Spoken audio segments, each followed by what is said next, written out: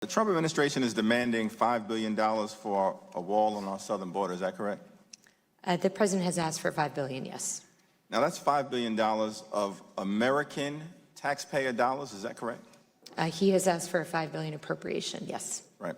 Now, a government shutdown is a serious thing, true? Absolutely.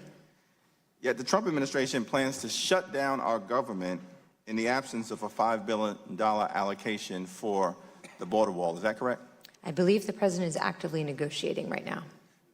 Didn't the president say that he would own a shutdown if he did not receive $5 billion in American taxpayer money?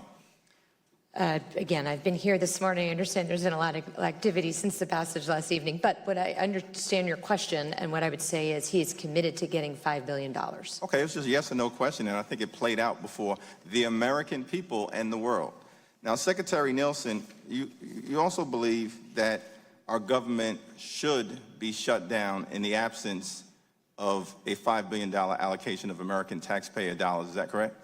I've never said that, no, sir. I think that we need border security and we need a wall, and we need to find a way to fund the wall. So you disagree with the president's position? No, sir. I think he is continuing to negotiate. He has said that he will get the money one way or another, and he is looking at a variety of ways to do that, as I understand. The president has repeatedly stated that Mexico would pay for the wall. Is that correct? He has said that. So I guess I'm confused. If Mexico is going to pay for the border wall, why is the Trump administration and your Department of Homeland Security petitioning Congress for $5 billion in American taxpayer money to pay for that same wall? All I can tell you from my perspective is why we need a wall, how much wall we need, and where we're going to build it. But you're the Secretary of Homeland Security, and it's your department that is asking the American taxpayer for $5 billion to pay for a wall that you just acknowledged President Trump has said Mexico would pay for. I'm confused. Can you help me?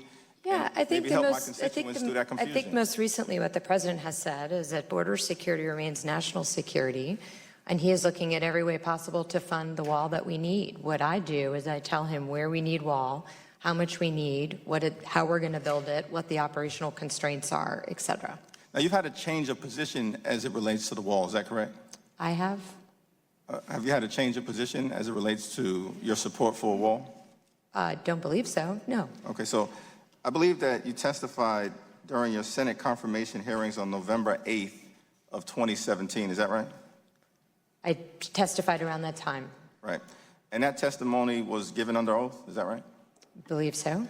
So I think during your confirmation hearing, you stated that it was not your plan to, quote, build a wall from sea to shining sea on our southern border, correct? Sir, that has not changed. The president has said the same. That is not our plan. We don't need it everywhere. In some places, the environmental factors are such that they provide their own impedance and denial, so a physical infrastructure is not necessary there.